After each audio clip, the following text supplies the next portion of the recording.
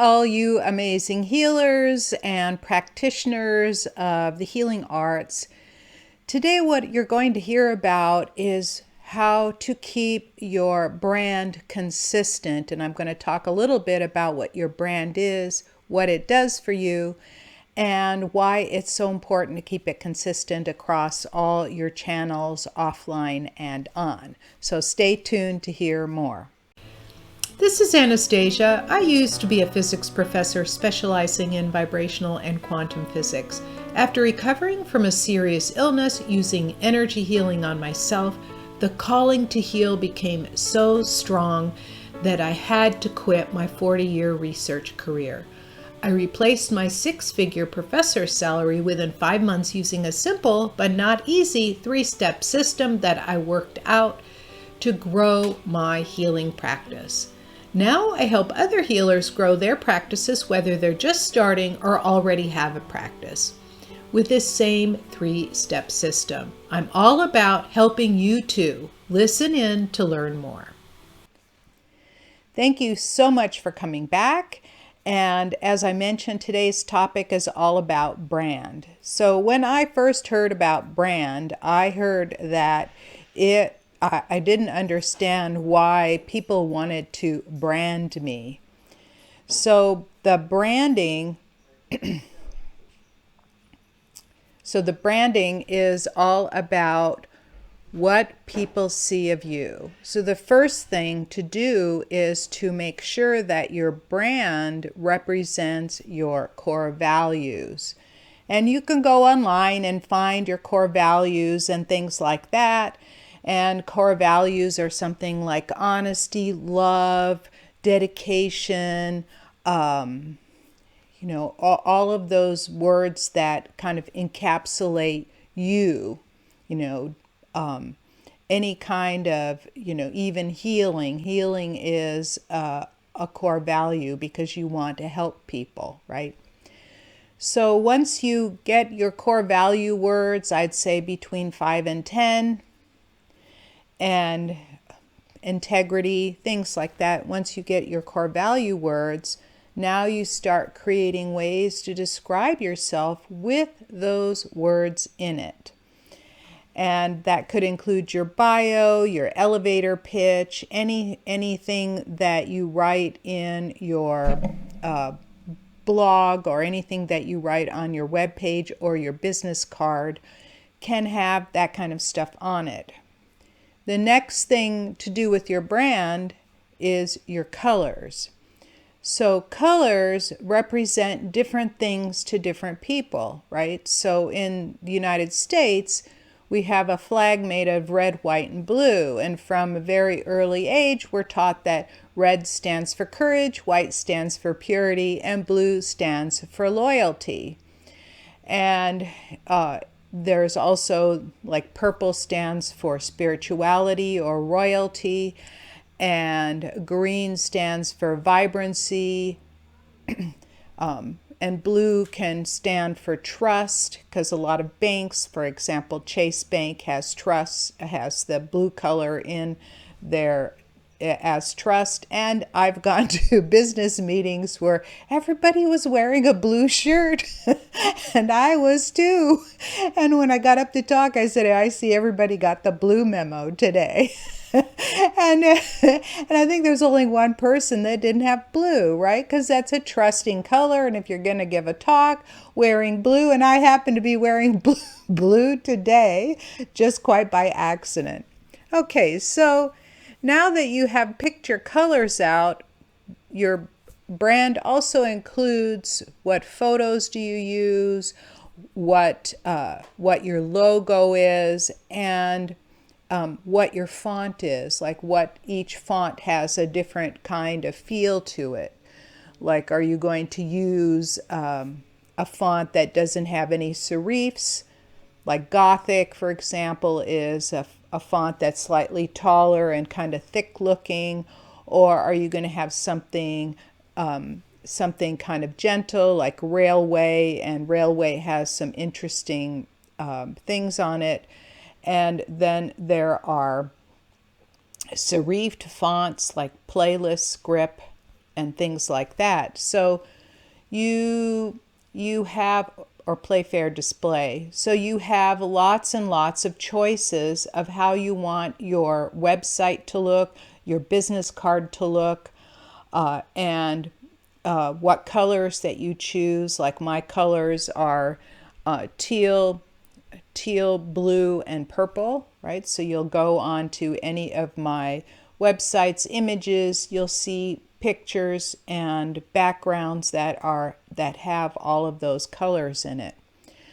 And the reason, okay, so now that I've talked about what your brand is, the reason that you want to have a consistent look across all of your websites and your business cards and your books and things like that, have your logo somewhere, right?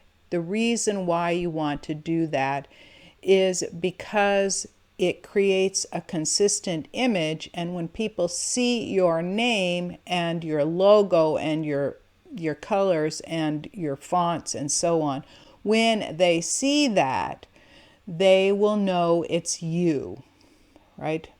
Like, my name is kind of unusual. I think there's only one of me on earth right now with this name, right? But if you have a simple name like Jane Smith and you spell it Jane and Smith instead of any of the fancy spellings, they won't know it's you unless you have a logo and a brand, and it needs to speak to your values and what you're doing and so forth. Now, one of the things that I didn't realize this, and I set up all my social media somewhere between 10 and 15 years ago, right? It's got to be more than that because I've had my Twitter handle for a good 20 years. So, and my Facebook page for a good 20 years. A good idea is to use the same name for all of your / like mine is facebook.com/a Chopelas, gets you to my personal page, and / Dr. Anastasia Chopelas gets you to my professional page, right?